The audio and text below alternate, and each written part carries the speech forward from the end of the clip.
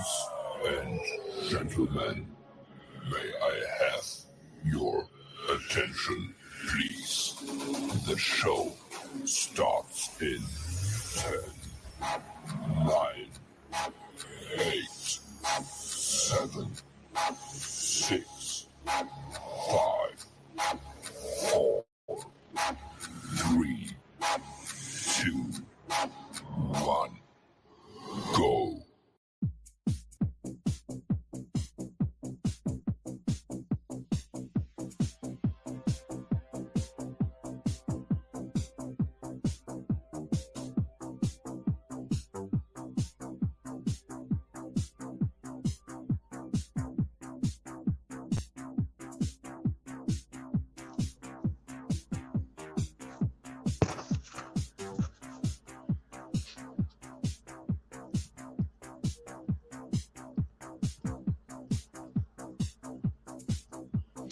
Good evening. Welcome to this edition, this special edition of the X-Fan Show, Monday edition. Sorry we didn't do the afternoon show, but we did it for you at this hour because of, there's a reason why we're doing it at this hour. We have two special guests today. We really moving up the ladder now, aren't we, man? We really are. Well, I mean, I don't know if the one is really a special guest per se. He's kind of looking a little like Humpty Dumpty sitting there. Really? He's been on this show before? He has. With you, actually. Should we bring him in? Me? Yeah. Should we bring him in, our first special guest? The one, the only Big Daddy Ed. And what's the reason why you're joining us tonight? Let's gotta know. You told me it was going to be a surprise, so you tell me. Oh, that's right. Arlington, should we say who our surprise is? Because he's here. It might be Daddy Ed's favorite non-Battlehawk player. Sure. Is joining us tonight. One of actually... The one that I... You didn't... And hold on, before you even go any further, sir, you didn't even give Daddy Ed a proper introduction. He is the co-host of the Monday evening show, The Bottom Line, with Brett. You know, they do it every Monday night at 8 o'clock. Big Daddy Ed. Yeah. There. Yeah. That's a proper introduction. I'm used to it, A-Train. Don't worry about it. Man, listen. But look, if you let's bring a special. Yeah, he's pulling up. Yeah, representing. I know. I'm representing my man's team. Our special guest, ladies and gentlemen, is formerly of the Vegas Vipers and free agent wide receiver. Bring him on right now, man. Jeff BADET. In the only. Jeff BADET. Hey, Jeff, good evening. Y'all can hear me? We can hear you. We can hear you, sir. Dirty, what's up, man? What's up, brother? How are you? Look, I'm just for you tonight. Hey, I see you. That certainly look good on you, man. And look, I even got a special. I'm representing. Oh, you really? He came with it today. Dirty came with it today. If you notice, my Zoa flag is flying. Okay. In the background. Daddy Ed, I'm hearing a sucking noise in the background. Yeah, Do you hear it too? I was gonna tell Jeff, he better be prepared now because Dirty's in his element. When he was with Jersey, Dirty was supposed to be a sidekick, but tonight he's going to be taking over. So look out. Okay. Well, good evening to you. Hold on, Amanda, the hyena. So thanks to the hyena for having Jeff. For goodness, she wants to see if you could show your Vikings jersey to Daddy Ed. I sure can. All right. Look, he's hoodie on. Look at that. I see it. There it is, Daddy Ed. Look at it. Oh, yeah. I think he loves him more now, man. I think he loves him more now. Now I know. I should have drafted him instead of letting my daughter draft him last year. XFL draft. That's what. Oh, there you go, Daddy Ed. Were you excited, Daddy Ed? That was cool. You're getting to talk to a Viking. You're getting to talk to more cool. It'd be even more cool if he signed it and sent it to me. But man. I think I had some extra ones, but I ended up giving it to some people that I promised. So, cause I had like 2 extra ones too, man. Dang. You too late, Ed. You too late. Jeff, you're probably talking. I am wearing my Vikings hoodie as well too. I don't know. I was just I guess I was in the Viking spirit today, man. Jeff, the guy next to you there, Daddy Ed, might be one of the biggest Viking fans there is. Oh, okay, that's good. Out Man. there, they doing good too with that 5-game winning streak going on right now. 5-game winning streak. You know they balling, man. They balling. They beat the Saints again. I can't stand the Saints. So I was about to say Vikings don't. We don't like the Saints. I'm with you on that. Well, Jeff, as always, it's grateful to have you come on the show with us. Thank you, guys. This evening, and you have been on social media. You've been voicing your opinion on some of the. I'm gonna get right to it. I'm not gonna waste any time tonight. You've been voicing your opinion on what you've seen lately of XFL players as getting to the NFL, and one in particular was Martavis Bryant, and I looked at it as from a Jerry Jones standpoint. I looked at it, that's how Jerry rolled. He want the biggest name he can grab and say, hey, let's put him on our team. However, you and also fans have stated that it's not right because guys like yourself, Jacour Pearson, and others are getting overlooked. And I feel that way too. Like the two things can be true in the same sentence. And so I look at it as how you've been, kind of dealing with that, and what have you been doing to, get yourself prepared for just in case you do get that call. Yeah, man.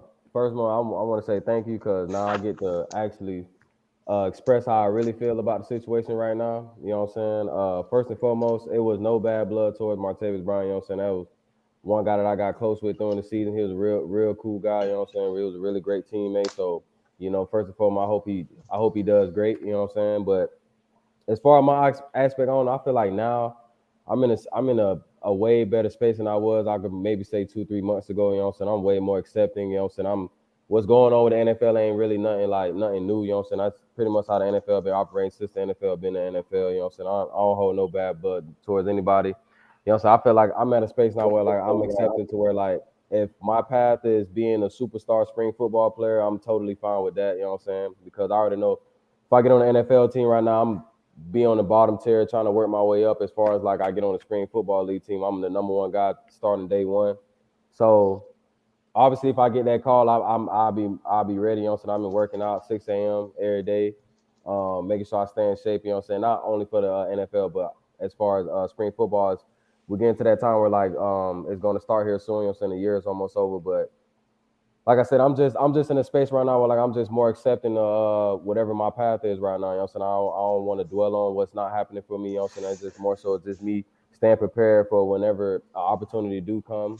So that's just pretty much where I am right now. Just I'm literally okay with whatever. Like if spring football is where I'm heading, I'm totally fine with that right now. But like I said, if this was me maybe talking 2-3 months ago, I'll probably have a different stance on it. But like I said, I'm just in a better space right now, like mentally and physically. So here's something I wanna put up. This is something, and I found this over at News Hub. As you guys see, Jeff BADET is the 8th best receiver in the XFL. Really should be top 3. There's a lot of things that happen. But, you know what I'm saying? I don't want to get too much into that, but it's a lot of things that end up happening after game 5 to where like we had guys. You know what I'm saying? We had guys crying for the ball. You know, we lost our OC, and I ended up missing the game, so those 9-game stats. So a lot of things happening too. And I'm really a top 2 receiver in XFL. For you real. really are, and I mean, like you said, you had the one game where you missed. Right. You were the number one. We lost our OC. We had other guys in the room crying for the ball. You know, so I'm not gonna go too much into that. But like I said, is that who I think it is? Is this your teammate right here? Who that? Is that Sean Price, the tight end Sean Price? Sean Price? Sean can vouch for me. That's my guy. Me and Sean go back. Hey, me and Sean go back 2020. That's my guy. Like that was one guy. Sean was one guy that I was close with since day one. Like once I found out we was on the same team, that's my guy. You know, we was on the Renegades together back in 2020. I love Sean. That's my guy. I love Sean. From Florida boy. That's my guy. I love Sean. Sean Price, man. Hey, we need to find a way to get him in because I want to hear some of the stories that y'all had during the season. Dealing, in Vegas. Well, here, we'll do this. I could do this. I'm going to do this. I'll copy the link, and if Sean wants to, here is the link for him. He can just hop right on the link right there. Hey, All he's going to do is click on the link, and there he does. But, Jeff, I do want to say something because I know Daddy Ed's got some questions about the Minnesota and all of that stuff. Okay. But I do want to say something about what you said when I had you on the Jersey, when Jersey King had you on his show, the Fang Gang Nation and all that. You were talking about how you were getting to a point in your life to where, like, you didn't know which way you wanted to go. And then you'd alluded to it again. Hey, I'm okay with being the number one guy in a spring league. I'm okay with that. And I know that we had talked about the whole mental health issue and all of that. Kind of give us the story up from when you were on with Jersey up till now. What have you done to get yourself mentally into that and in the right mental mind frame? Yeah, another good question. I think I talked to you last time, like getting into therapy. I want to say I'm 5 sessions in so far. So that's like a month and a week. I've been meeting with them every week, you know what I'm saying? Being able to just find new tools, you know what I'm saying, to become a better person, you know what I'm saying? Some of the stuff we talked about, like just being able to appreciate the journey, you know, so I think that's just something that I kind of fell apart with, just being able to appreciate the journey, like being able to realize where I started from and then being able to enjoy like the journey of being able to be on the NFL team, being able to meet all these people, being able to network, you know what I'm saying? I think the main thing is just being able to accept, because I think that was a big problem I was having, is just being able to accept, because I had so much like high goals for myself and not being able to achieve those goals was kind of messing with me mentally. But also getting away from the fact of just saying like I was still able to have NFL jerseys with my name on the back, you know what I'm saying, being able to appear in NFL games, you know what I'm saying, also like I said, going back to being able to meet people. So I think more so it's just, like I said, I'm gonna keep saying it, just being more accepting of myself. I think for a long time I wasn't. I just always was in a groove, but just feeling like I was never good enough, never just felt like I wasn't able to do things. But like I said, I'm in a space of just being more accepting of myself. See, I love that answer, and like I said, I'm a very big proponent of mental health issues in men because it's overlooked a lot for men. Like the guy right below me, we have a very strong fatherly guy right down there, Daddy Ed, who I know I could just tell by his looks, Arlington. I could tell, I've been around Daddy Ed enough. I could tell by his looks that he's got something he wants to say. So Daddy Ed. No, the question I have for you is this. You guys are elite athletes. You've been elite athletes your whole life. I mean, you've been the best of the best on your teams. Now you got to come together as a group of a wide receiver core, like you say. You had to be with Sean and Martavis, and so now all you have to get together. You have to be one unit with the quarterback.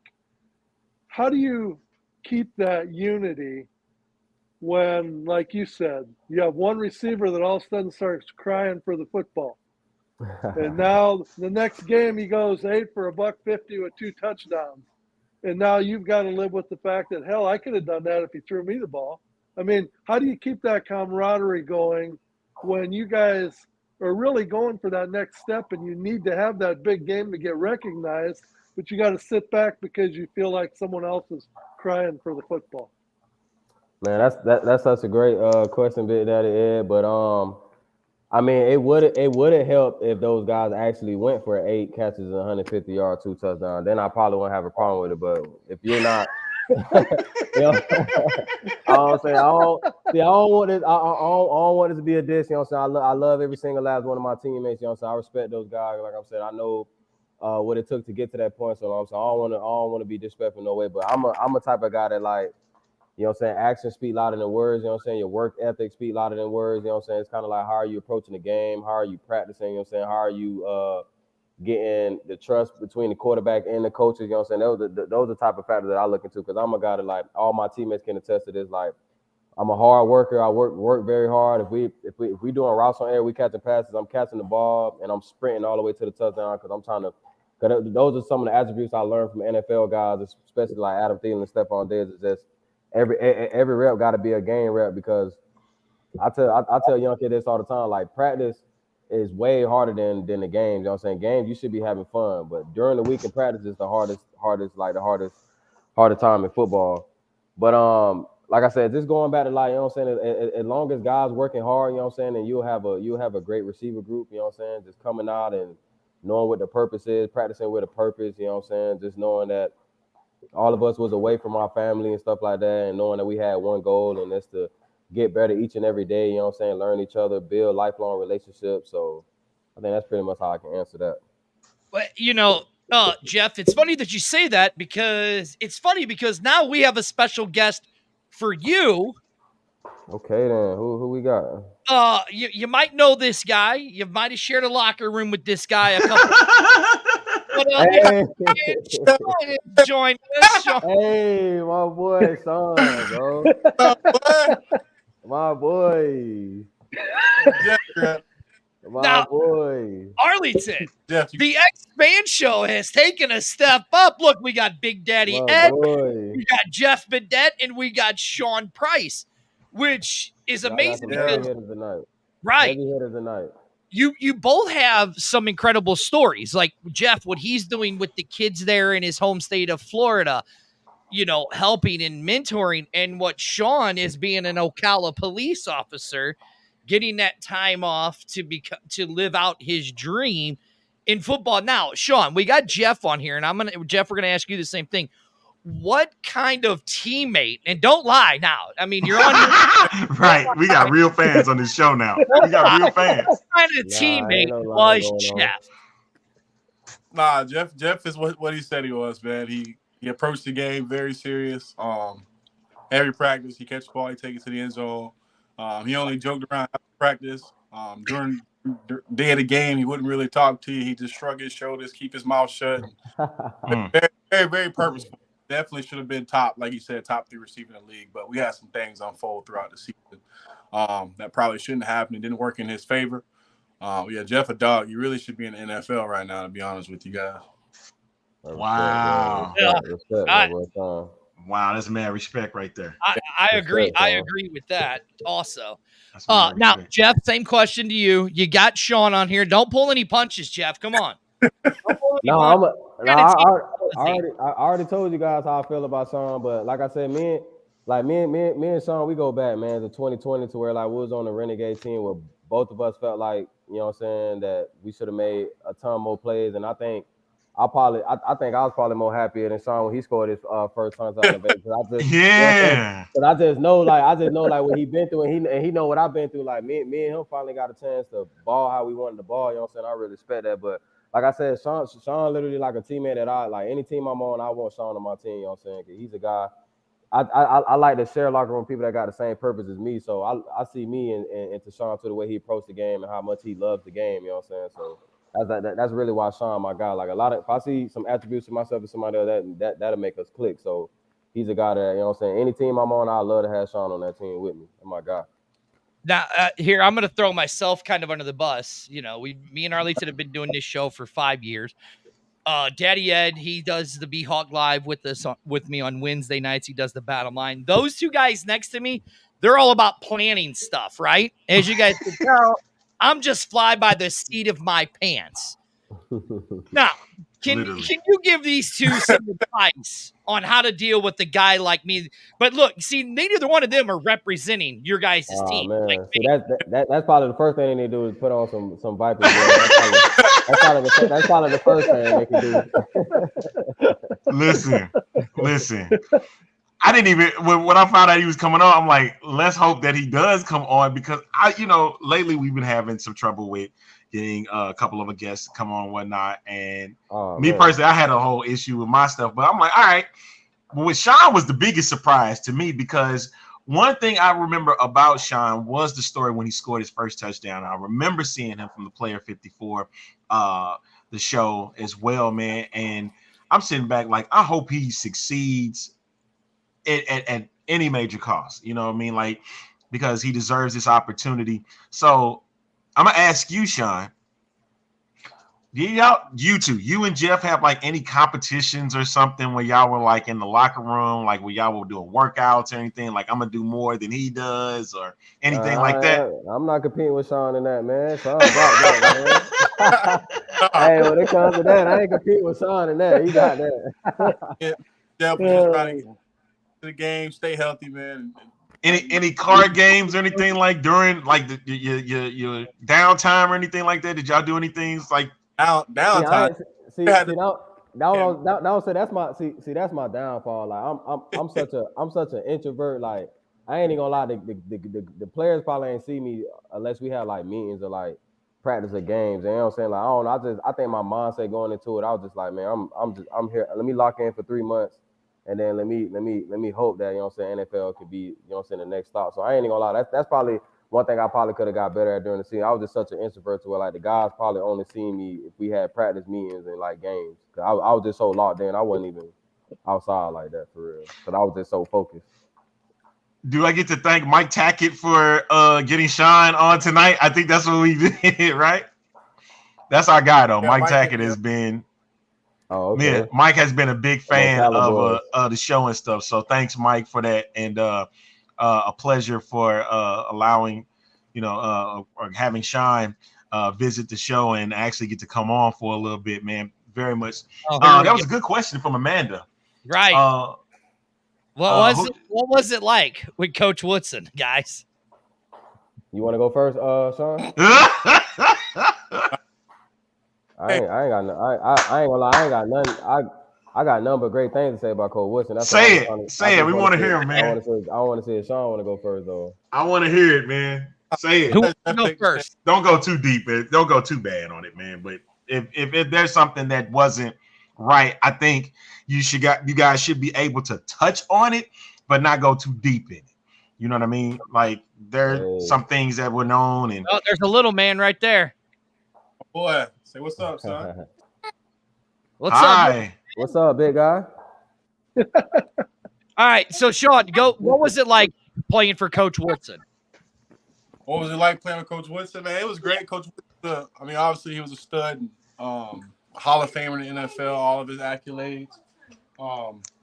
Great leader. He can only control so much, though. I feel like that. He always had his best intentions for his players. He was kind of like a father figure on the field, more so than a coach for me. He always kept his poise and talked negative on guys. Was always optimistic. Woodson was great for me. Like almost like Jeff said, I have nothing negative to say about him. Just there's a lot of things around him that kind of just overshadowed his greatness. Right. I guess. Go ahead, Jeff. All right, Jeff. Yeah. So, man, Coach Woodson, players coach. You know what I'm saying? Coach Woodson was a guy like a player like me. Like I like to, if like I said, I think I said it last time, Dirty. Like if I'm in a room full of dogs, when we leave that room, all those dogs gonna say Jeff was a dog. So the way I look at Coach Woodson, I knew like he's such this Hall of Fame coach. You know what I'm saying? He played 18 years in the league. So I was this type of guy that like I wanted to just show him that I was that guy. Like even though I'm not in the NFL right now, I still want him to be like when he talk about me, he like, hey, Jeff is that guy. So just having him as a coach just elevated my game so much. I just felt like I just wanted validation from him so much. Cause like I said, he was so cool. Literally every day at practice, if the scout team is out there, I'm in the back asking him all type of questions. I'm just trying to get in his head. Like he's a guy, I got his number. I can hit him up anytime I want. Like Coach Wilson's so cool. But like Sean said, like maybe like people that he had under him is overshadowing like how good of a coach he was. You know what I'm saying? And just a lot of stuff just happened throughout the season, but. As far as like, I think Coach Wilson was like such a great guy who literally elevated my game. I feel like. All right, Daddy Ed, I see you itching to ask a question because the only time you go to ask a question, you start leaning forward. So. Well, the only thing I would add was, who are we to question your guys' feelings around Woodson? So I mean, if he was all that, then he was all that.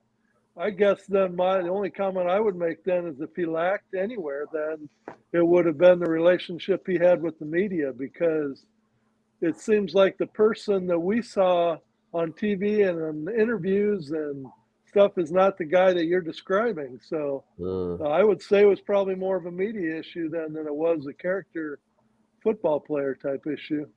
Yeah, I think with Cole Woodson, he kind of still feel like he like a player sometimes. So like he get like he get like real emotional because he just loves the game so much. So sometimes like he probably forget that he's a coach. He probably still ready to put on some shoulder pads and helmets. You know what I'm saying? Just ready to go out there. So I can see how like that aspect. Obviously, you know what I'm saying, we losing all the game. We 2-8. So I can kind of see like how frustrated he can get, because I'm saying he's a guy that won the Super Bowl. You know what I'm saying? He don't won on so many games, so he probably wasn't even used to all that losing. So I get it on both sides, to where like you also got to remember you're a coach, so you got to be able to put those blinders up and be able to handle the media.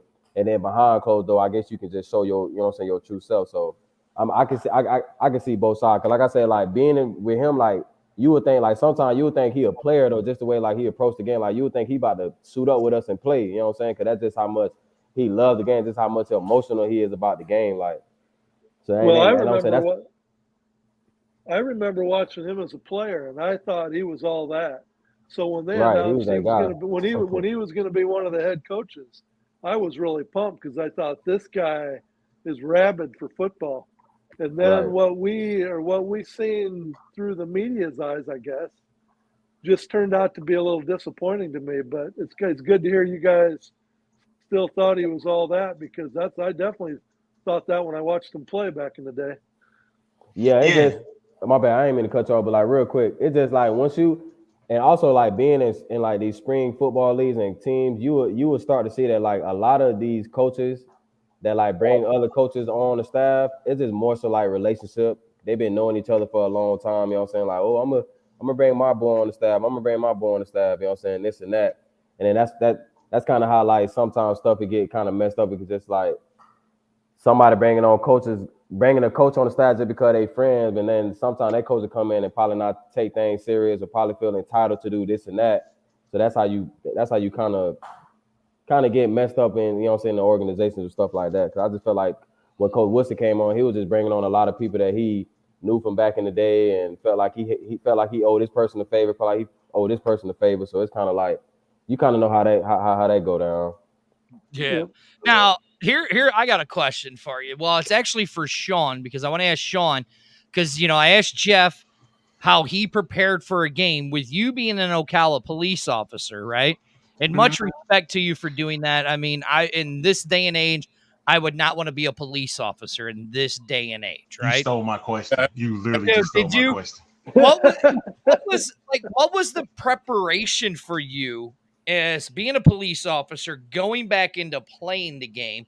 Like, how did that preparation help you? And did you give pointers to guys like Jeff and stuff on your preparation as a cop, on how you prepared for your day, and how did that all work for you? It wasn't easy at all, but playing ball, I have been playing ball for several years. The training doesn't change, and that being a police officer and being on SWAT, you're kind of forced to stay in shape anyway. So it never was really a lapse in my physical health per se. It was just that drive. I mean, because you work long shifts, and like you said, being a police officer nowadays it can be stressful, and it can be a lot of work. There's a lot of liabilities you have on your back. But having that, having to balance out sports, work, my business, and being a family man, it kind of brings the game. It slows the game down for me. Like I remember being in college and everything like that. Before a game, I'd be all nervous and amped up. Not being afraid to make mistakes and things like that because I lack confidence.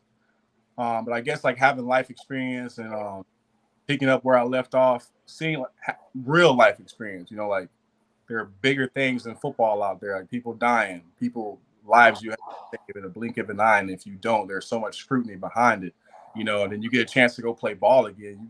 Game day comes around. There's no pressure, man. It's an opportunity to be out there playing that game, make plays and build those bonds with your brothers in the locker room, meet great guys like Jeff, holding those relationships. So with me, especially in a tight end room. When I talk to the younger guys, and they're like, man, just have fun, just relax. Like there's so much more to life than ball. I said, right now it's time in your life, man. So enjoy it. Those mistakes you make, they don't make you, they build you. So don't frown upon them. You're human. We're bound to make mistakes. You're bound to drop a ball. You're bound to miss a block. You're bound to miss an assignment because things change. The game of football is so fast. You know what I'm saying? You got other guys across the line who you don't know what they've been. You don't know how hard they've trained. So that just comes with the game. So I would say being a cop and training for me, I work my 12 hours. I go in from 7 to 7, depending on if we get a SWAT call out or not. As soon as I get off work, I meet with my speed coach at a local high school. We'll do speed training for about an hour. Then we'll go run routes for 30 minutes. And then I'll finish off in the weight room for like 45 minutes, just lift, quick hit workout and stretch, man. But that's pretty much what kept me in the game. And to this day, I still do the same thing. Fitness has always kind of been a big part of my life, especially when I graduated college and had some time away from the game. Just really had some time to find myself. So that kind of helped me a lot. Jesus, listening to you two talk, I really feel like a fat, lazy hog because I don't do any of Before you say anything further, Dirty, this is the X-Fan Show. Make sure that you go and check us out on our Facebook page, Twitch, and YouTube channels. We are sponsored by, of course, Wild Sun Winery and Brewing Company, and we're broadcasting through the X-Fan Legion Studios. We're proud to have on the show this evening is wide receiver Jeff BADET and tight end Sean Price of the Vegas Vipers. They took a little time to join us on the show this evening. And Sean, one thing, I saw a couple of questions. I want to get Mike's question in because it was a pretty good one. Well, hold on. Let me do the follow-up from Sean's to Jeff because I want to ask him. Jeff, what was it like having an older cop guy there in the locker room with you guys? Did you guys give him some hassle? Did you give him some trouble? Or what was that like? Like, what was the hazing you guys did to him? Oh, wait, he's muted. He's muted. Mute yourself, sir. My bad. There you go. Nah, but I heard the question. Nah, but you know what I'm saying? We always on our best behavior when officer ain't wasn't nothing crazy going on, you know what I'm saying? Officer in the building. Yo, you think you had some handcuffs in the back in his equipment, did you? You know what I'm saying? Get in the car, put the seatbelt on, drive the seat. Nah. But all those side, but like we ain't even look at Sean like that. You know what I'm saying? We just at that point, Sean was just, you know what I'm saying, one of our teammates. You know what I'm saying? Like we ain't even, you know what I'm saying. At that time, we forgot he was a police officer. To be honest, like you know what I'm saying, we was just like like I said, we all here for one goal, and also to create relationship. That's one thing I love about football, being able to create lifelong relationship. Cause you just with a lot of guys that just know the ground. You know what I'm saying? We with a lot of guys that we can relate to. You know what I'm saying? I think that's one thing why football players tend to like become friends, because it's just a lot of, you know what I'm saying, relatable things that we have amongst each other. So, like I said, we ain't even, like I said, it was all, we just treated Sean like he was regular, you know what I'm saying? Like, there you go. Not Arlington, did you notice who leaned up in his seat? Did you notice who leaned up in his seat? Well, before right. Well, just to show these two I'm a stand-up guy. I got a confession to make to Sean. I'm going to apologize before I say it. My daughter and I were in XFL Fantasy League last year, and my daughter had Sean Price as a tight end, and so she come to me one day on waiver night, and she says, "I need more points out of my tight end position." She goes, "I'm thinking about picking up this tight end. Who should I drop? Who should I drop?" And I said, "Man, I guess you gotta let Sean Price go." So get this. I bet that San Antonio game happened. That what happened. You know what happened. Hey, Sean, that San Antonio game happened. She dropped him, and the next game he scores a touchdown and right away. I was like, oh shit! Yeah, oh man! But I don't think she remembered. She didn't know. Oh, she didn't forget. She didn't forget that one, but that's funny. That's hilarious. Sorry about that, Sean. I'd have never done that. I'd have never done that, but since it was my daughter's team, you know. I want I wasn't trying to mess up her parlay, man. I was messing up. Sean, I gotta ask you this. When you had like putting yourself in the place, I gotta get a little serious a bit. What was the whole thing? You like getting yourself prepared and ready for the XFL? Like, what made you say, "Hey, I want to do that. I want to do the XFL. I want to play football again"? Look who joined us. Oh God. Listen, people. And I still, excuse me, and I'm asking a serious question. You popped it. Gentlemen, I apologize. We apologize here on the Expand show that somehow the Queen Hyena jumped in. Are you going to be, listen, are you going to be good? If you're going to be good, I'll unmute you. Are you going to be good?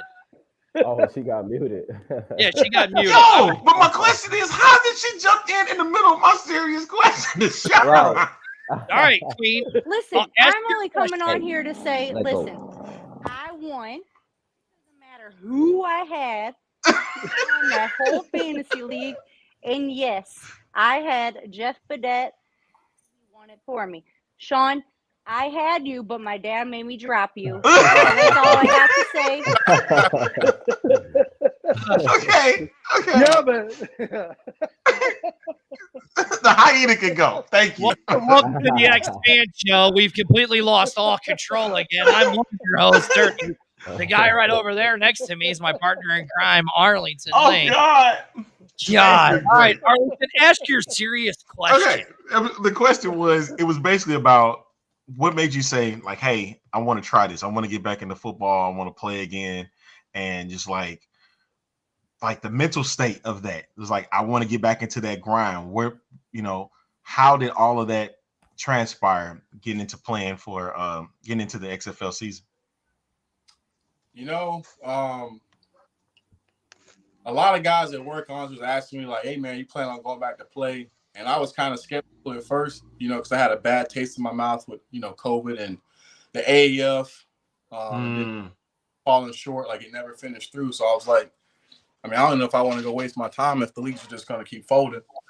And then some of the experience I had in 2020, like Jeff said, we weren't given the best opportunities. But at the end of the day, there's a couple kids in the neighborhood. I go out there, play toss with them, go play ball with them and stuff. They asked me, are you going to play ball again? Do you play ball? And I was like, I don't know. Like, you suck. You're slow. You can't do it anymore. And yeah, and I go to work and there's rumors going. We're saying the same thing, like, oh, price is low. You can't do it. And that just lit a spark in my mind. Wow. And, like, you know what? I'll go do it. I always knew I could do it. I just didn't know if I wanted to, but that's kind of all I needed. I got back on the field and started running routes. It's like, I'm a cop, so I shouldn't be saying this, but it's like, it's like crack or heroin or something. You get it. You get addicted to it. It's like a drug. Lord have mercy. Don't quote me though.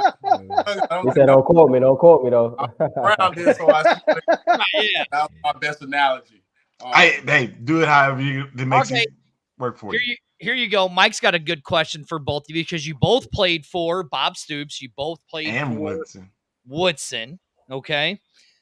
Who was the better coach, or which philosophy? Who was the bigger players coach? Yeah, who was the bigger player coach?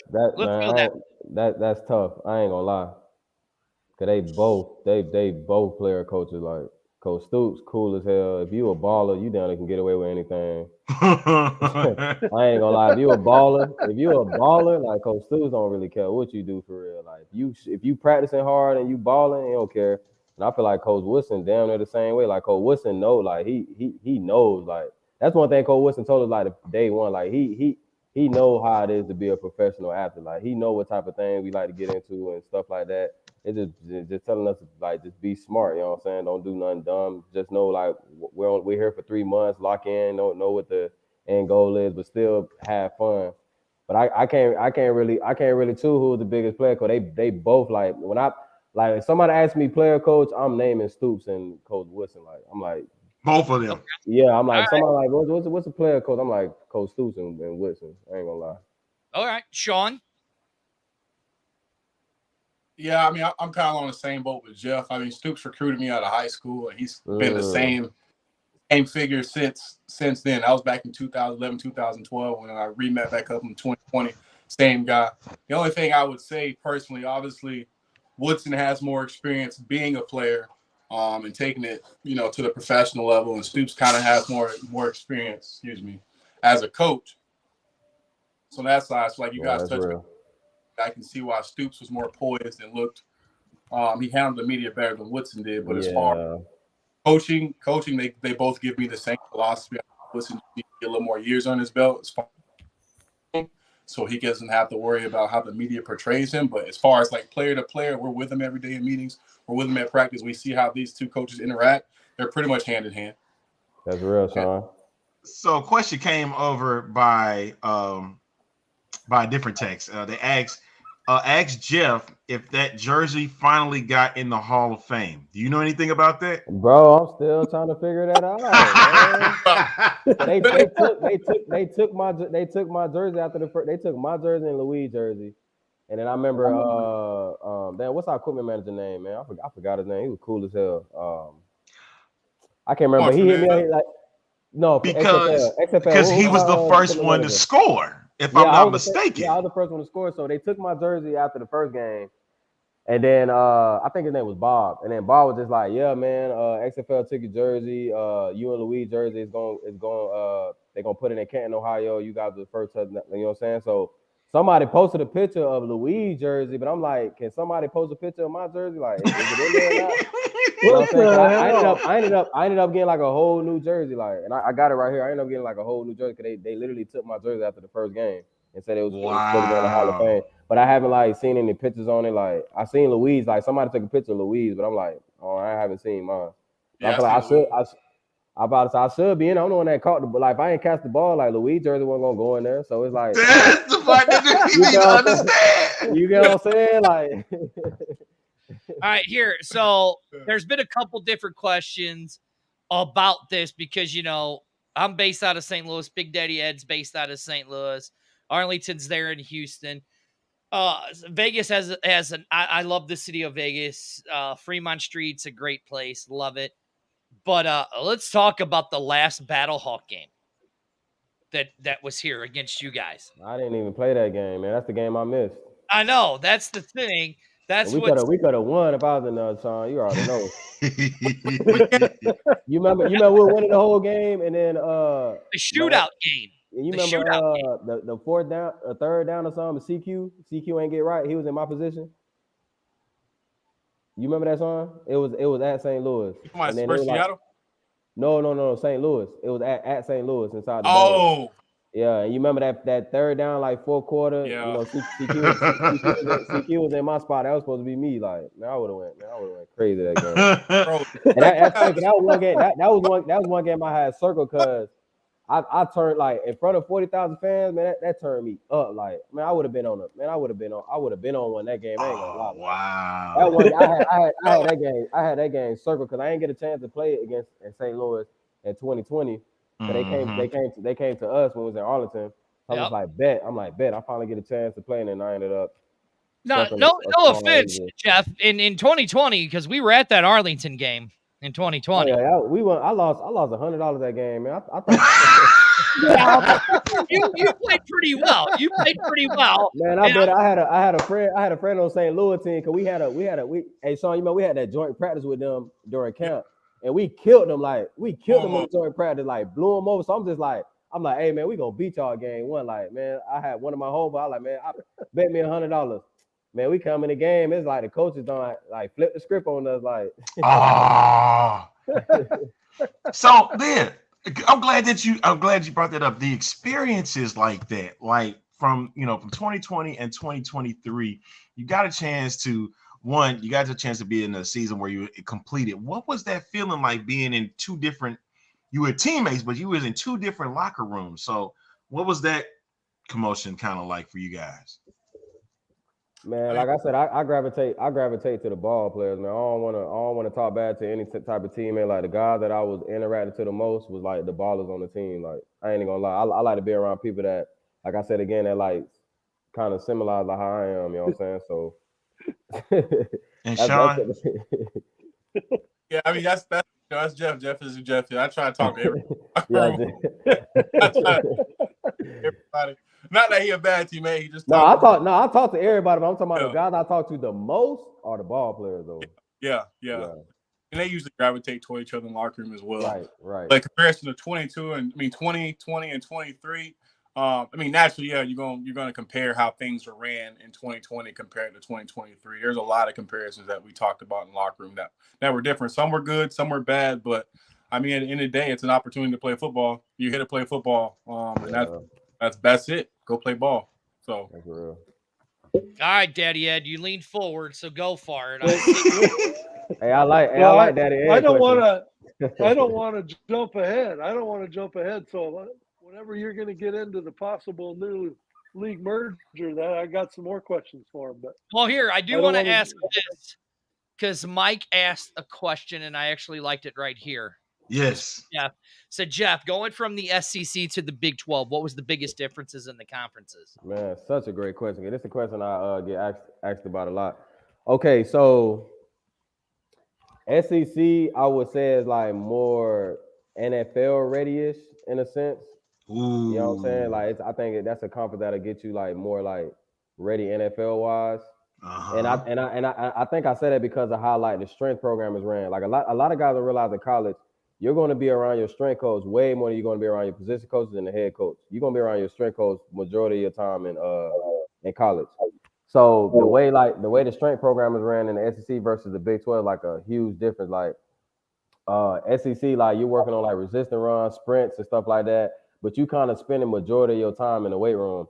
Now, when I got to Oklahoma, I felt like I was preparing for like the 10K or something like that. You know what I'm saying? Like a marathon run. Because I remember we used to start out when I got to OU. We used to start our runs. We start our workout. We'll run, go in the weight room maybe for like 45 minutes, and then we'll run again. Now, as far as like Kentucky, we would probably run for probably like an hour, but we'll be in the weight room for like 2.5 hours. Like it was something crazy. Like, you know what I'm saying? Like it's just like you could just see it like on film. Like guys are just bigger, stronger, faster. But so I think that's like the biggest takeaway. But as far as like when I was at OU, and crazy how like every single game was like our back was against the wall, like we getting everybody best. You know what I'm saying? Like every game was just like everybody just hoping that we fail. It was just so crazy how much like media attraction we was getting versus when I was at Kentucky. You know, we trying to make a name for ourselves. You know, Coach Stoops was a new coach in the SEC. We trying to bring out. He trying to build a culture. But when I got to OU, the culture was already been established for the longest time. So those two are the big like main differences I would say between the two. Now, Sean, with you being in the ACC, right? So for you, what was it like being in the ACC and then going towards like, the NFL training camps and the first XFL and then this XFL? Like, what was the big differences for you then? Basically like what Jeff said. Obviously, the conference I was in, you spend most of your time with your strength coach. Those strength and conditioning programs, now that I look back on it, they're rough. They beat your body down. Aim at like 45-50% because the week was just so crazy as far as attacking the weight room and running and not really giving us enough time to recover with our bodies. And then when I finally got some exposure with professional football, you realize like the difference. Like Jeff said, it's more NFL preparation. They understand that it's more important to get you to the game healthy, even if that means cutting back during the week, doing slight resistance training, making sure you're up on your nutrition, your hydration, opposed to grinding with very minimal recovery time. I would say the biggest thing is just being prepared for the game, like making sure you are at least 80 to 90% on game day, opposed to 50 to 60% where you're just like, man, my body, I have to work twice as hard to get up to a speed that the other team who has a more profound strength staff, those guys are at 80, 90. So I got to work twice as hard against the bigger program to try to outperform these guys. There you go. Okay. That's an interesting. All right, here. So before we get into the thing that Big Daddy Ed wants to talk about, and we kind of want to get your guys' take on it, Mike wants to know the best environment: playing at Cashman, the Beer Snake in DC, or the Dome in St. Louis. I ain't even playing the Dome, and I'm picking the Dome. Because you saw it. You saw it. Hey, you man, saw it. I want to play in that stadium so bad, man. Wow. But DC lit though. Coach Beck, do you hear that? Are you hearing this, Dirty? DC Are you hearing lit this, though. Dirty? Nah, I mean, I think DC would probably be just as lit as St. Louis if it was a dome. Right. But I mean, being in St. Louis, man, that dome, the lights, the crowd. I was like, man, y'all want to sign me next week or right? That's like the closest thing to like the college experience. Cause like ain't nothing like college football experience. Like, you know what I'm saying? You get like obviously like NFL is fun like that, but like college when you get like a student section and younger crowd, you know what I'm saying, going crazy. I think that would make St. Louis so good because they give that college feel when a lot of guys know that like college football was like the littest time as far as like atmosphere, you know what I'm saying? The tailgating going crazy, you know what I'm saying? Like I said, student sections, like when they took that fake punt to the crib to beat us. Oh man. I couldn't get myself. I was heartbroken. I felt like I wasn't on planet Earth anymore. It was so loud in there. It was crazy. Oh man, I got in trouble that game. I was tweeting something crazy, man. Crazy. Tamiko called me. She was like, "Hey, you're gonna have to delete some of those tweets." All right, Dad. Come on, say it. Did either one of you have the pleasure of getting to know Kevin Atkins, the defensive lineman for the Battlehawks? Kevin Atkins? Nah, I didn't get a chance to. No, sir. And that was the one comment he made about St. Louis in the Dome was the fact that, when he played his football at Fresno State, he said their stadium held about 42,000 fans. And he said that playing in the Dome is almost like reliving his college days in Fresno. Yeah. The excitement of the game. So yeah, when you guys mentioned the relationship to the college games, I think that's the feeling of a lot when they come into the Dome. Oh, here we go. Bert saying maybe we'll see you in Birmingham. Well, I'm glad he brought it up. Oh God, Birmingham. So, with all the merger, you guys, I know that you guys follow what Mark Thompson's saying on his Twitter and all of that stuff. You've seen the letter of intents that are going and being signing. I don't want to get you guys in trouble. Coach Beck, you remember, Coach Beck, we actually need a tight end who can actually catch his first 3 passes and not drop them. That's Sean Price. He can catch his first 3 passes and not drop them. We don't have to throw him 100 balls before he catches, any. And then we need a fast wide receiver. No offense, Battlehawks receivers weren't all that good. Oh no, I think St. Louis had the best receiving core. Man. Thank you. Shut up.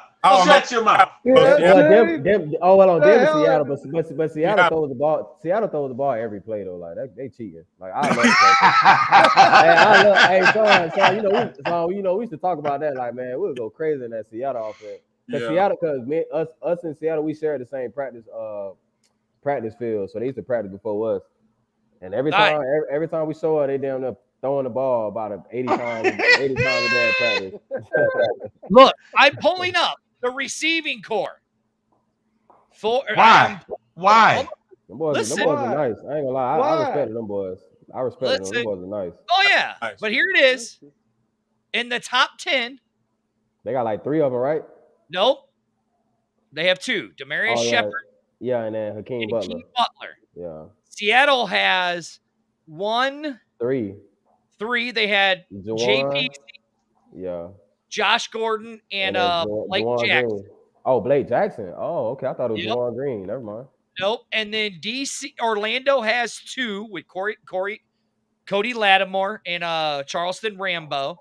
Okay. They deserve to be there. Yeah. Yep. And then DC has 2 with Chris Blair and Lucky Jackson. Yep. And then there you are rounding out at right there. Yep. So now, yes, you guys need to come to St. Louis. Coach Beck, we need these guys to come to St. Louis. That's all I'm saying. Now, with this merger and everything that's going on, right, and the uncertainty of Vegas and all of this stuff. The league as a whole. Where do you two, as players, see where it's going for the future of spring football? For guys like you that, where you want to play ball, but how do you see all this transpiring into the future of spring football? Who wants to go first? I don't care. I'll knock it off real quick. Me, I think it's something that truly needs to be done, so the NFL can kind of step in as well too. I think what was holding the NFL back from having minor leagues was just 2 spring football leagues, to where USFL had their rules and XFL had their rules, so they can't really step in how they want to. So I feel like we finna get to a point where we're transitioning into where NFL team will have minor league team like NBA does and baseball does. You know what I'm saying? So I think these 2 leagues merging together will finally, because like you said, after the season, the end goal is for NFL team to come grab guys. So it's kind of why not the NFL have minor leagues? You know what I'm saying? I feel like it's only right. It makes sense. So being able to have 1 spring football league, I think will create even more opportunities for guys. Okay. Sean? Yeah, no, I think Jeff hit the nail on the head, man. There's a lot of talent in the world, and NFL is not so much about who's the most talented. It's about supply and demand. It's a lot of politics that goes in that. So I think having Amen. my boy preaching, man. He a pastor on the side too. Yeah. It's clear as day. I'll do shade on anybody, but there's some guys in the league that you just question. There's a lot of questions behind. And then you do a little research who their agent is and things like that. Having this spring league, it just gives guys that avenue, constant avenue to give them that opportunity. Give them a chance to showcase their skills, showcase their abilities on TV. So that way it gives them a better opportunity to fight off those politics and get those opportunities in the NFL. And with this merger, obviously the USFL has been in continuing to go on 3 years now. With the merger in the XFL, basically you could say it's been 2 years. Thanks to COVID, it was cut short. Right. Then you have the right faces behind the right product. I don't see it going anywhere for any time soon. Now, as far as all the discrepancies, as far as which teams are going to be in and how many teams and how the playoffs and all that stuff's going to work, I'm interested to see how that's going to pan out. But I think in the end, it'll be for the best. I think they know what they're doing upstairs and got a lot of opportunities. All right, this is a good one. This is a good question. Yeah, here. I saw it. You saw Daddy had leaned up, so we were going to have to let him ask. But go. I like that question. Whose rules would you rather have, the XFLs or the USFLs? I think a lot of rules are the same, to be honest. I'm trying to figure out what's different. You talking about as far as football rules, the game? And I think where he was going with that, this is just me. This is when I'm thinking on Denzel, the scoring opportunities, compared to, you could do. I'm about to say USFL can kick PAT. We can't. Correct. Whereas I ain't like that. You didn't like that? You like the scoring system that the XFL did? I feel like you can have both. I feel like if we wanted to do a PAT, we should be able to do a PAT. But if we want to do 1, 2, and 3, still be able to do 1, 2, and 3. XFL was no PATs. You have to go for 1, 2, or 3. Ooh. You know what I'm saying? I feel like just having both options. But I ain't gonna lie. I feel like some of the rules NFL should take. I think my favorite rule is being able to challenge any call. If a referee get a missed call, you can tell them yo, it was holding on this, so let me challenge this, rather than you know what I'm saying, rather than the play getting out there then challenge it. I think that's one thing I liked about XFL a lot. To where you know what I'm saying, it can be a holding on the play, but the ref ain't see it, so you can be oh, I want to challenge that this O-line was holding, so they can literally go back on the film and we're oh yeah, he was this player was holding, and then we can throw a flag on that. So I think we lost Daddy Ed. We got to get Daddy Ed back on him. He'll be back. Don't worry. He's on he's at a conference, so his internet's not the best. Okay. Sean, USFL rules or XFL rules? I'm gonna rock with the XFL. Because what I've been accustomed to. Right. That's just what it is. What it's gonna be. My main thing I like about the XFL, being around the game so long, is the special kickoff. Yes. Because honestly, I got tired of sitting back at the 20-yard line with guys coming at a full head of steam, who granted don't really have any future playing in the pro. They just come run 3 and they just in the ball for So I was happy with that. The 5-yard gap. But, all right, here you go. This is a good one right here. Are you guys open to with this merger and everything going, would you guys be open to an official development league player allocation system like that the NFL Europe has? Can y'all explain that more in depth? Like how did they do that? Because if I'm not mistaken, NFL Europe and the NFL were coincide by together. They were in the same season, kind of like what the NBA does with the G League, kind of the same thing what Major League Baseball does with minor leagues. Okay, yeah, hell yeah. I personally feel like it should be like that. You know what, Jeff? Yeah. I would be with you on that, but my thing was the XFL. The XFL should have been a league of its own. Same thing with the USFL. Yeah, but I think that was stopping the NFL from getting involved too, though. And that's the thing. Two different leagues. I think that would stop the NFL from kind of, like I'm saying, getting to that point that we were talking about just now with the NFL Euro. Cause I guess NFL Euro was the only thing going on, right? Did they have around that time period it was, and that was so considered like So it wasn't like no NFL Europe or like NFL Asia. You know what I'm saying? It was just NFL Euro. So I think that's why the NFL was able to do what they did. And I think I'm just going off what was told to me. Like I got a couple of like inside scoop people that I've been keeping in touch with, and I was just hearing that like this merge will help the NFL get more involved. So I think that's why my stance is how it is right now. I hated about that. I'm sorry, it was just I was never a fan of that. I feel you though. I'm with you. I'm with you, man. All right, here he is. He's back. That's Jeff. That's favorite guy. Let me get Sean's thoughts on it. All of a sudden, my phone got hot. Oh man, my phone got hot. Hey, Daddy, I want to get Sean's thoughts on that. On that particular statement, like, do you believe that they should have been its own league, or you think they should work with, like its own allocation system, like what the NFL Europe does? No, I think like what the NFL Europe thing is. I mean, just listen to like people back home. I come back home, having two different spring leagues at once is kind of confusing for people who. Some people don't even know that football is going on in the spring, and then when they tune in, they don't know if they're watching the XFL or the USFL. You know what I'm saying? Like would ask me like, hey, which one are you playing, USFL or the XFL? Right. Some people not football gurus, they don't know. They just want to watch us play, but they don't know which one to tune into. So I think bringing it together, it kind of stabilizes it. It makes it easier for the NFL to stick their fingers and pull guys out. Because when you got different spring leagues going at the same time, naturally as a human instinct, you're going to favor one or the other league.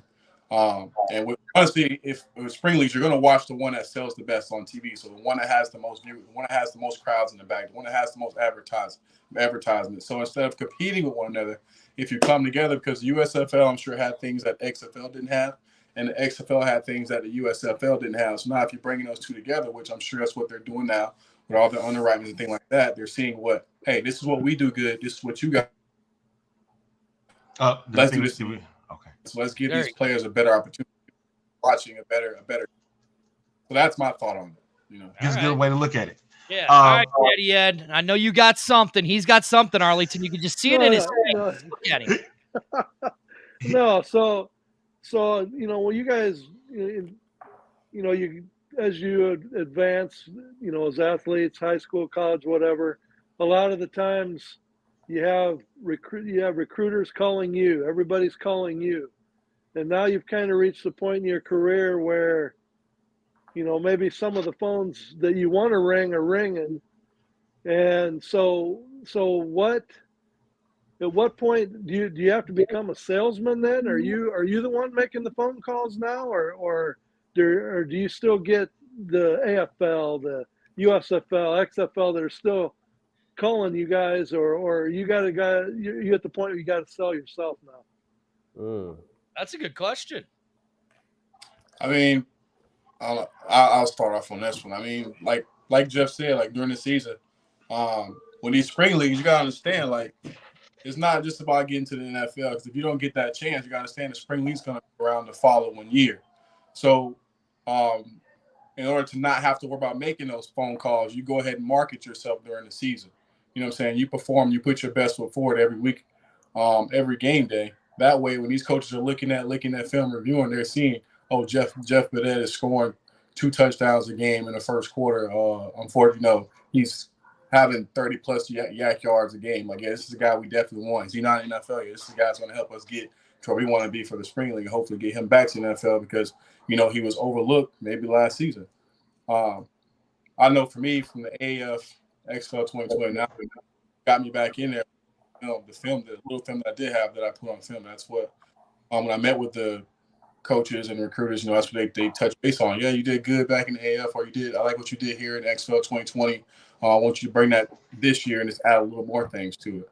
It wasn't really me making any phone calls at all. I mean, I did go to the showcase that they had in I think it was a Tampa or Bradenton, something like that, whatever it was on Father's Day that year, and obviously did the combine. But other than that, I didn't make any phone calls. Naturally. Gotcha. All right, Jeff. So let me see. So after the season, I was just my pride was just so much on the NFL to where like I had a couple of CFL opportunities that I let pass because I was just like, nah, I'm an NFL caliber player. I know something gonna go down. So I had that opportunity. But as far as like the mergers, like I said, like my play this past season, like I feel like I ain't gotta make no calls. All they need to do is just turn on the film and they should see like what I'm capable of doing. I've been in contact with like 2 teams, but I'm not trying to make any decisions yet because I'm just trying to figure out like what's gonna go on with this merge. So like I said, I'm just pretty much just blessed to be in the position I am to be able to put out such good film. Cause like we in the business with like what have you done for me lately, but sometimes politics get into where like what you done 5-6 years back in the day can still hold weight. You know what I'm saying? I ain't trying to throw no jabs at nobody, but I'm just blessed enough to just say like I was able to have recent film from this year to show like what I'm capable of doing. So I think just as far as like this merging and getting on another team, I feel like I won't have any problem with that. Cause like I said, I've been keeping in touch with a couple of teams right now, just waiting to see what's finna go on with this merger. So do you both, so the draft that's coming up in December, if there is a draft that comes up before the season, are you guys both automatically in? Do they have to invite you in? How does that work? I don't say we don't know. Like I said, I've been keeping in touch with Tamiko, Sean. She's been trying to update me, but she doesn't really know anything. You know what I'm saying? So I'm right. Yeah, right. You know what I'm saying? Right now we just hoping for some news to come out. It's been a lot of speculation being tweeted out and stuff like what people think is going to happen. So it's just a matter of just waiting to see like what goes on. Like, and then like I just feel like I'm just the type of guy that like last year, what I really loved about XFL is how we started in January. So just like soon the new year get around, we can get football going.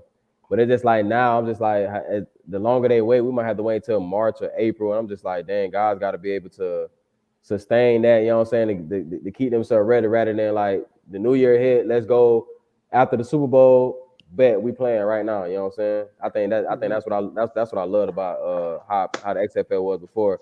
So I'm hoping that like these talks that's been going down, they can keep the XFL schedule. But I don't know. I guess the longer they wait, the longer we'll probably get on the USFL schedule. Which I'm like, That's another amen right there. Yeah. February football, amen. Yeah, February football. That's where I'm at with it. I'll say a freaking men on that one. Now here you go. There's a couple good questions right here. Mike says right here, he goes, can you guys talk about the experience to the abrupt ending of the 2020 season, the aftermath limbo that followed? And I guess that kind of leads, you can kind of take that with the merger and all that. Like, what was that abrupt ending and then the limbo, the aftermath, and how does that translate with the looming talks of a merger for the XFL and USFL? Who wants to go? I'll let Sean go. I mean, 2020 kind of came out of nowhere. That was, we don't know what COVID stemmed from, but I mean, it was unfortunate. No one saw it coming. And now with the whole merger going on, I ain't gonna say at first I seen like gut feeling like I don't know what's about to happen. I don't even know if like they may wait to 2025 to kick this thing off to make sure all their underwriting is in play. I'm just hoping they get it going this year. Like Jeff said, as soon as New Year's, we can keep this ball rolling. That way, by the time the season's over, guys have a solid month, to get their bodies back on before NFL camp and things of that nature. That's pretty much my opinion on that. I don't really have much on that one. Okay. Jeff? Yeah, 2020 was an up and down year for me. I ain't gonna lie, like my first experience with the XFL wasn't really what I thought it ought to be. I thought I was gonna do way better than what I actually did. But so that was kind of like the down part. But the up part was, I ended up signing with the Washington Commanders at the time. So, that was a fun time being able to get back into the NFL and being able to experience the 53-man roster and stuff like that. And then, like I said, 2021, 2022 was kind of down years. I was dealing with injuries. And then 2022 is where I actually got a chance to experience the USFL. So that's why I got experience in both leagues. But my first experience with USFL wasn't the best, like I said. And then I was able to overcome that with a great season this past season in the XFL. And then, like I said, right now, it's just like I feel like everything that's going on right now, I just feel like it ain't anything that we're new to. You know what I'm saying? It's just like ever since these spring leagues been coming out, there's always something going on. There's always some, you know what I'm saying? There's always something happening. But I feel like with this time around, I feel like it's something that was set up to something like greater down the line. You know what I'm saying? To where like guys can go into college. And obviously, when we was growing up and going to college, it was either NFL or nothing, or maybe CFL. But now, like, just giving guys more avenues to play football. So now a guy can go to college and be like, oh, well, I can play in the XFL. I even had a guy, a high schooler, that's going to college, and he's about to be a freshman in college, and he already asked me about XFL opportunities. And I'm just like, bro, don't lose that NFL mindset, but also having the back of your mind that, like, if NFL don't work, you're still going to be able to play football. And I think that's the main goal. So I think right now it's just like we finna get into a time where like there's more avenue for guys to be able to play the game that they love, and not just focus on like, well, if I don't make it to the NFL, then my dreams are crushed. And it's just like, nah, you can still be able to play football at a high level because it's a lot of guys in these spring leagues that can easily play on Sundays. Like, it's no doubt about it. Yeah, I mean. That pretty much sums it up, man. Yeah, that's it. That's a good point right there, Daddy Ed. You got anything you want to ask or add before we go? He needs to prepare for the bottom line, or is he not doing the bottom line tonight? No, yeah, I think we're doing the bottom line. He got to go prepare. So I only got one more question. Go for it. If I get, and you knew it was coming, if I get a Vikings jersey, and I can get it to you, will you sign it for me? Oh, without a doubt. Easy. That's easy, man. Sign it, put a good little. I'm not finna just sign. I'm gonna put a good little note on it. You know what I'm saying? That's special right there. Like, if I get you that jersey, if I get that jersey to you and you sign it, that will become a mainstay in my backdrop. You guys didn't get you didn't get to see the real man, the backdrop I got because I'm out of town. So I'm in a hotel, so this is all you get. But I like. I'll have them get a hold of you and get your address so I know where to ship that bad boy. If you can turn it around, that'd be awesome. Oh, now you got the hyena going. Jeff, sign mine too. Sign mine too. Send it over, Amanda. Send it over. Yeah, you betcha. Real quick, there was one more question. It was more of a comment. Since I heard from a player that the XFL showcases, there was a bit of bias where coaches were only focusing on certain guys from the start and not really working on much with the others. Did you guys notice the same or no? Hell yeah. And I ain't even do it so because I just went to like 2-3 Orlando held like private workouts. So I went to that. That's the only thing I did because I really wanted to play on the Orlando team because that's hometown for me. And so I really want to play for them. But it was just a lot. I can go on and on about that situation. That situation pissed me off. That's probably why I had like one of my best games against Orlando. Because that's the game I had circled. I took that game. Hey, son, you remember? Hey, son, remember? Like, hey, that game I was on one. That was when Sean said like I don't talk. Like I shrugged my shoulder. I'll be ready to go. That was one game I was just like, hey, we playing Orlando this week. They gonna regret. They gonna regret passing up on me. Like, and it's crazy because I don't want to go 2-2 it, but the receiver coach at on the Orlando team was my receiver coach at Kentucky, and he was kind of the reason why I like transferred up out of there. So fast forward, 7 years later, 8 years later, he's still kind of like holding grudges against me. You know what I'm saying? So he kind of, you know what I'm saying, telling the coaches not to draft me and stuff like that. And you got other coaches on the staff like, no, we need to grab Jeff with our first pick, and it's just like, nah, he's this type of guy. You know what I'm saying? And I'm just like, don't don't hold against me when I was 21 years old. Like, you know what I'm saying? I'm 29 years old. I done been through so much more experience, and I'm a whole different person. You know what I'm saying? The way I approach the game, the way I carry myself, like you can't hold that against me as a 21-year-old versus how I am now. So it's just like I'll say it for you, Jeff. I'll say it for you. People from Kentucky, idiots. All right. Let me. Idiot. Man, it's crazy. He not even from Kentucky. He's from Florida, so he's Drink all supposed to be that like moonshine. a Florida boy. You know what I'm saying? We're supposed to be relatable, but you know what I'm saying? Like, but I don't hold no bad blood in him. Like, we still, you know what I'm saying? We still talking there. You know what I'm saying? We still talk here and there, but like I do know how to hold my place around him. But like I said, See, like look, you guys are getting the fans' love. They're like, what does BADET and Price have to do already to get an NFL contract? I mean, we you know what I'm saying? We just leave that we leave that to God, man. You know what I'm saying? At this point, you know what I'm saying? Like I said, I ain't even too much worried about that. You know what I'm saying? I really play this game for like how my peers think of me, how my coaches think of me. You know what I'm saying? And I truly feel like once I hang the cleats of like all my peers, everybody I went against and played with, they're gonna be like, hey, Jeff was, you know what I'm saying? Jeff was that guy. You know what I'm saying? And I think once I hang it up, that'll be something that I'll be okay with leaving the game. You know what I'm saying? Not so much about all the goals that I have for myself, but just really just how my peers think of me and how coaches think of me as a man and as a player. Yeah, it's time for Jeff to get a podcast now. Sean, before we get out of here, I gotta ask you, sir. Yeah, you know some people that can help you out with a podcast. If there was, really, it's for both of y'all. If the NFL does call, who's the first call you making when you get there? Ooh, good question. To let know, like, what happened, like if the NFL calls you, said, "Hey, we want you on our team, practice squad, backup, whatever." Who's the first call you making? Honestly, man, I probably wouldn't even tell anybody, man, because life experience, people. Bro, that's how I've been feeling lately. I ain't gonna lie, but I got somebody I'm gonna tell though. I tell you can go, Sean. You're gonna tell Big Daddy Ed, right? Oh yeah, you got it. If it's the Vikings, I'm for sure calling Big Daddy Ed. Like, you know what I'm saying? Hey, come on, let's come to a game. You know what I'm saying? I'll have you at a game and everything. Something tells me I'm getting some good seats at that. Without a doubt. 50-yard line, baby. That's right, man. Yeah, man, you just see me when you see me. Hopefully, I get an active 50-man roster and I get a touchdown. Like, I didn't know that guy was like back in the Yo, Sean, if you know what also would be great if Sean and Jeff both got on the same team again. Yeah, that'd be lit though.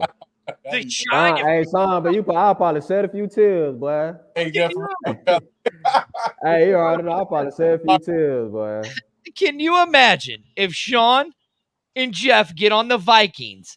Oh, that'd be wild. Man, Amanda would get a good seat. The shine on his forehead, the shine on his five foreheads of his would be just glowing. It would be as bright. It would literally be a wrap. I'd have to tell Amanda, if it's just Jeff that's on the Vikings, I'm the one that gets the ticket. But if